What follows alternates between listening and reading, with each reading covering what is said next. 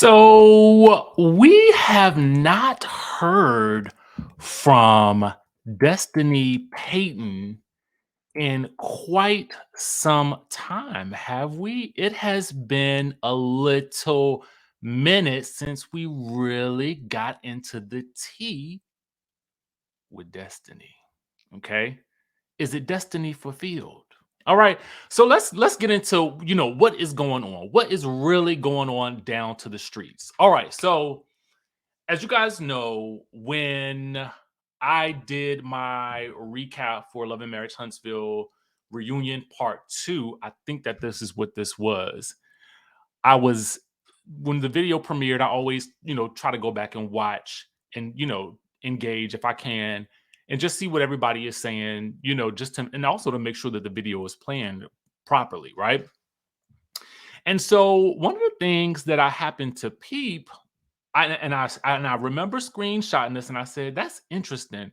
But I really wasn't able to really get into it or really find out much more about it.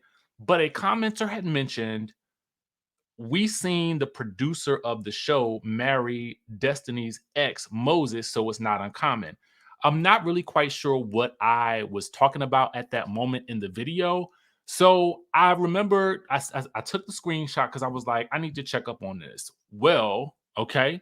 So today what I was able to watch was a well, I watched actually a good majority of this, and it was actually really good. I like this guy a lot. He has a podcast called Dear Future Wifey. Okay, and the episode is titled "Locked Up for Love." Now we know that Destiny has had to go and turn herself in. We know that she is going through this tumultuous situation with her ex where it sounds like the divorce has been reopened or something to that effect. But that's not really what I'm here to talk to you guys about today. I will, though, tell you that this is a very good podcast to watch. I really appreciate. I don't really get into a lot of podcasts about relationships, but I will say that because I was doing my research, this was pretty good. But anyway, I digress.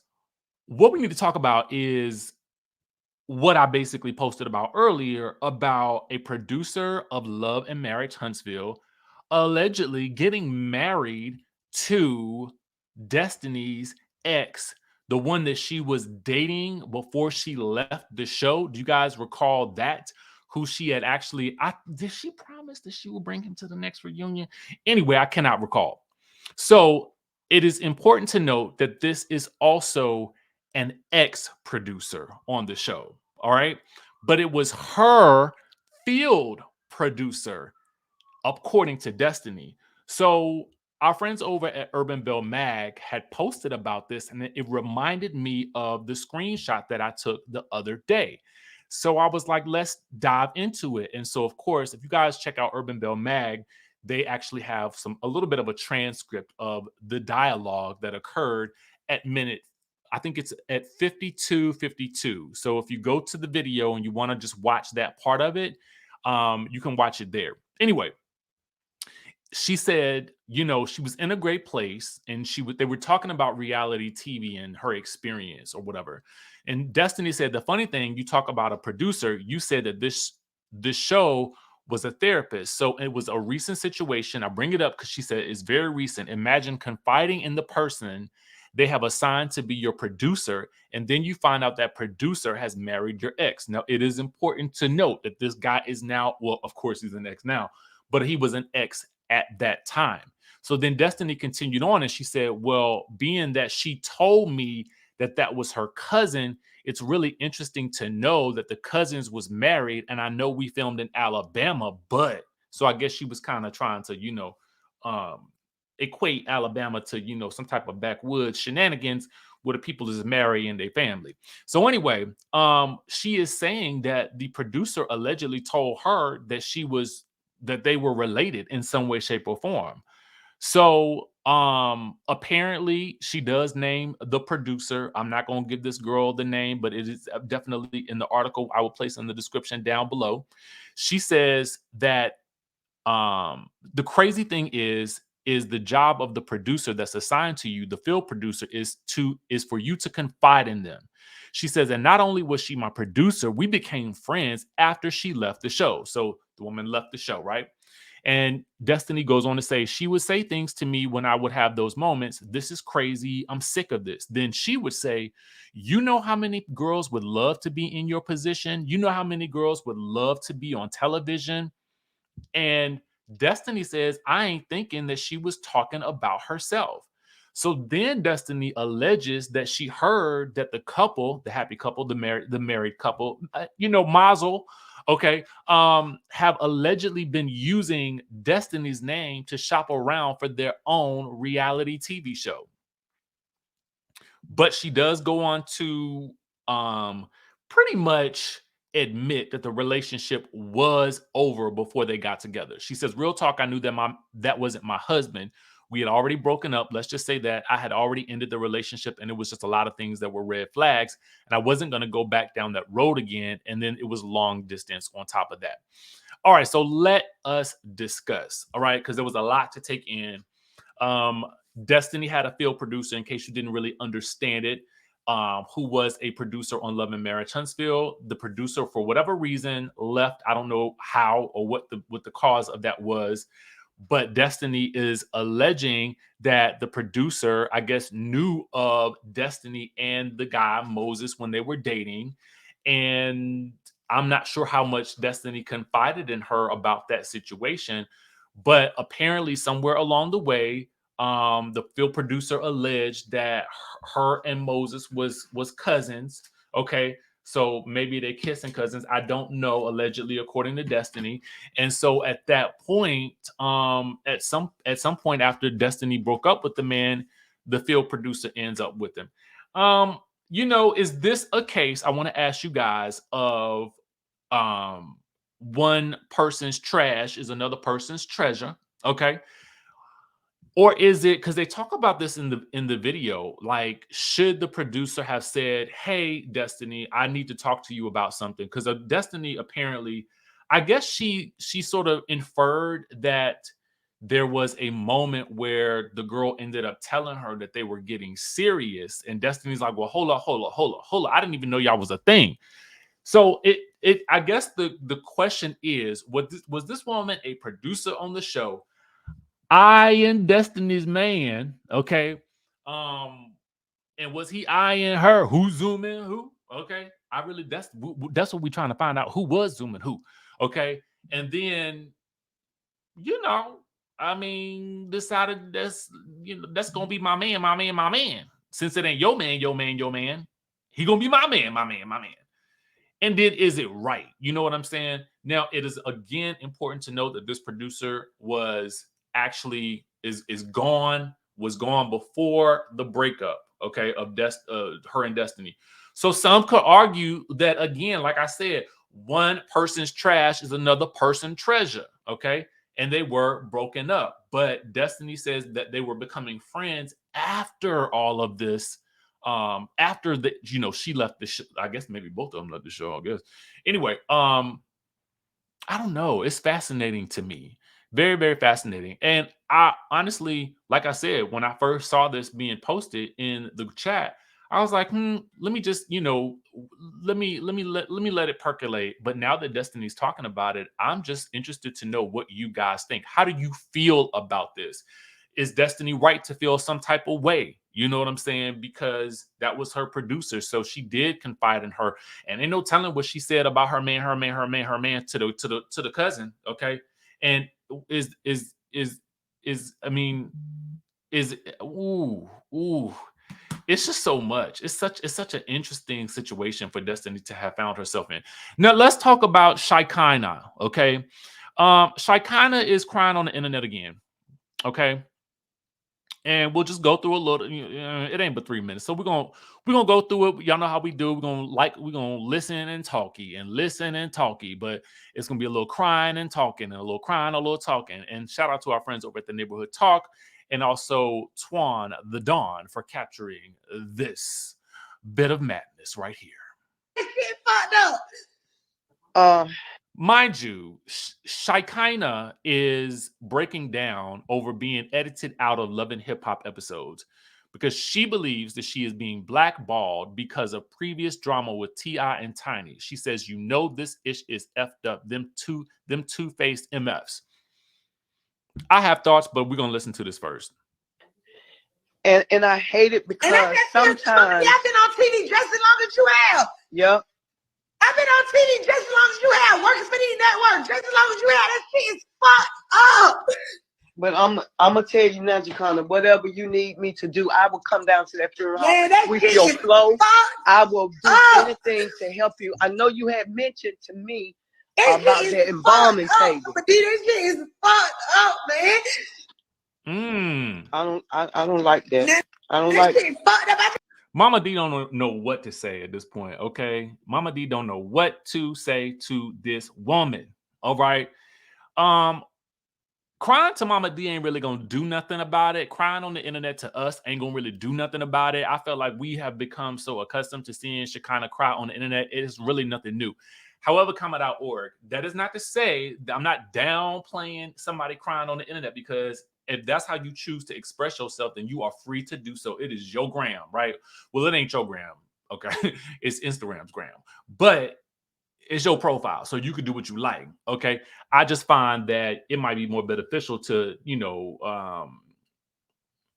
we'll save them my opinions. I just think about all the shit they be doing. It just be slick weird. Like, what? It's just always so when it comes to me being edited out, me being shitted on to the side, man. Fuck that shit. They got that. So Shekinah has always really functioned more as a sidekick as more than a main character. I remember when she was arguing with Bambi at the end of last season, and I was just thinking to myself, like, you are really positioning yourself as Spice's flunky to a certain degree. Is that not how you guys have it? Am I the only person that saw it that way, or did you guys see it that way? It's shit, man. I think they need to we don't need to do nothing with it. Me, I'm good. I get it. I'm standing on it. I get it. I don't have no storyline. I think they need to give everybody their fair shake. Man, I ain't got no storyline. And did the check cash? Okay. Because in my mind, you knew what you signed up for. You knew that you have never, I mean, has she ever really been a full-time, like face on the credits cast member? Like, let's be clear about that. And I'm not trying to downplay her relevancy on the show. I'm just looking at the position that she's typically always played, right? Got nothing going on. I ain't fucking none of them niggas. I'm cool, man. God be the glory. I wish they show the best. I'm straight on them though. Now, if I see you on this screen next season, girl, all of this crying and stuff like that gonna be for nothing. And I'm still trying to figure out what T.I. and Tiny got to do with this. I hate that you are hurt. I hate that you've been up, because I can tell, because you heavy. Your spirit, man, is very heavy. I was very heavy. Think about that crying me, man, and I just be still just sit to the law. Okay, I'm gonna be quiet.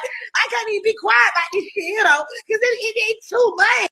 I sit people sometimes, but I don't.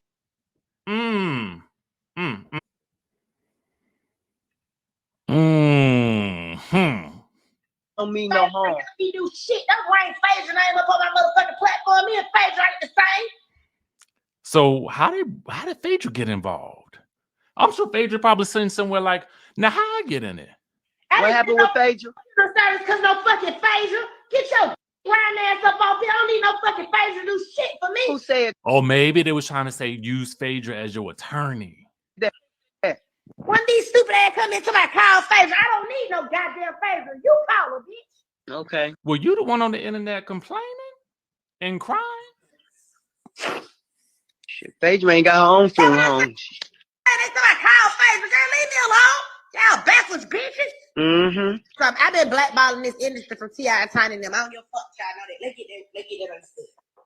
I've been blackballing this industry from T.I. and Tiny and them for a long time, whether y'all think so or not. That's some real shit, right? When it comes down to me trying to find agents, trying to find people to help me to get to the next level, I can't get there. Because these folks don't want to fuck with me because of them folks. And I ain't did nothing now. One of them motherfuckers was trying to help them bitch ass. Okay. Listen, I can't take it anymore.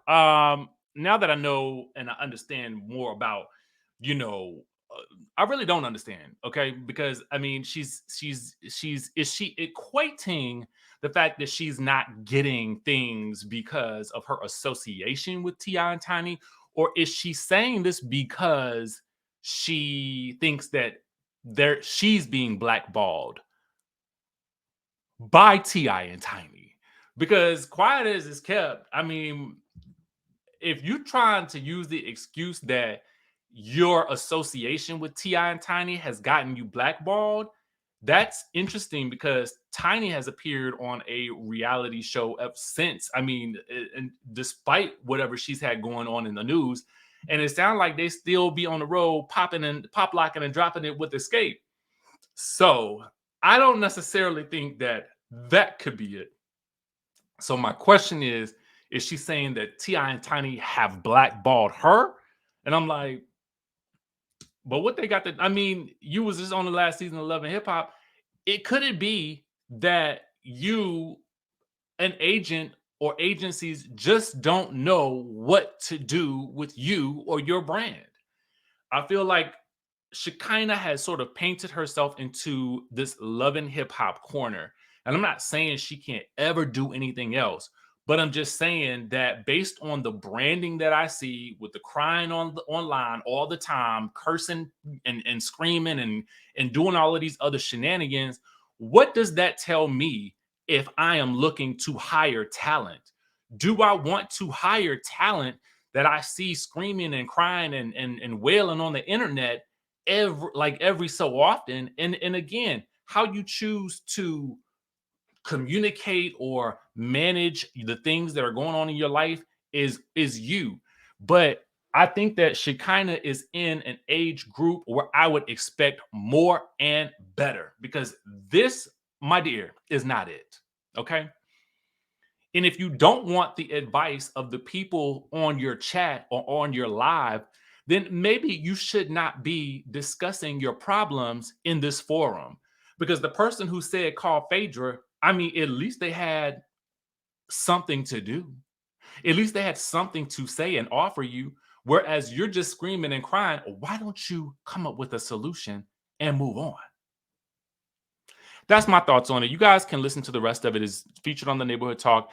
I honestly just cannot take any more of her screaming, crying, and cursing.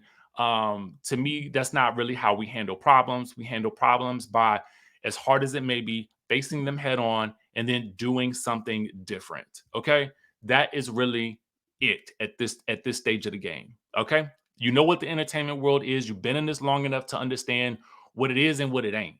And if you don't like the fact that you are getting paid to basically do very little, or if they're editing you out to the point where you're not being paid, then maybe it's time for you to go to another platform. Period. All right, she done got me tongue-tied. That's all I got for y'all right now. With that being said, I will catch you guys in the next video.